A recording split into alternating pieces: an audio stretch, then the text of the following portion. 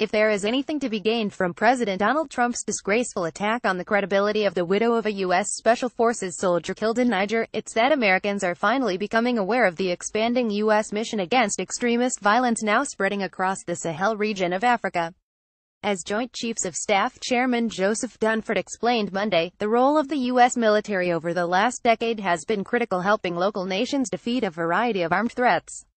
These include affiliates of Al-Qaeda and Islamic State, local extremist groups such as Boko Haram, traffickers in migrants and arms, criminal syndicates, and tribal rebels. These groups have different aims but often work together. Their impact extends beyond Africa, to the wars of the Middle East and the immigration politics of Europe. And with the Islamic State nearly wiped out in Iraq and Syria, it will likely shift much of its focus to Africa. The good news is that, aside from this month's tragic ambush, in which 5 Nigerian troops were also killed, the strategy has shown promising results. The U.S. mission, involving several hundred special forces, has been successfully training troops from Burkina Faso, Mali, Niger, Nigeria and other states. The key has been a bottom-up approach, working with local rather than central governments.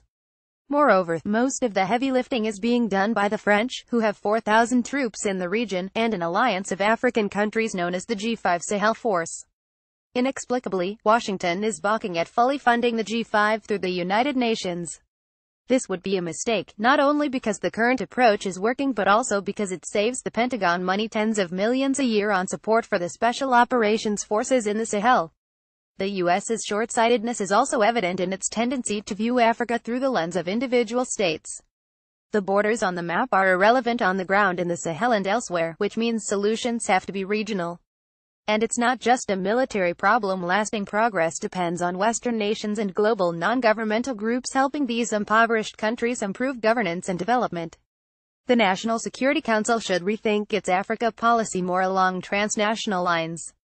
The State Department needs to improve coordination and information sharing among its embassies in the Sahel. The military, meanwhile, needs more funding to support effective security and public services along in sparsely populated areas of Mali and Chad. However, sending a lot more troops and advanced equipment that the local forces are unable to operate would be a mistake, a slippery slope toward the U.S. owning a mission that the locals must fight themselves. Last, Congress can do its part by passing a new war authorization to avoid mission creep and give a strong legal basis for counterterrorism operations far away from the original battlefields in Afghanistan and Iraq.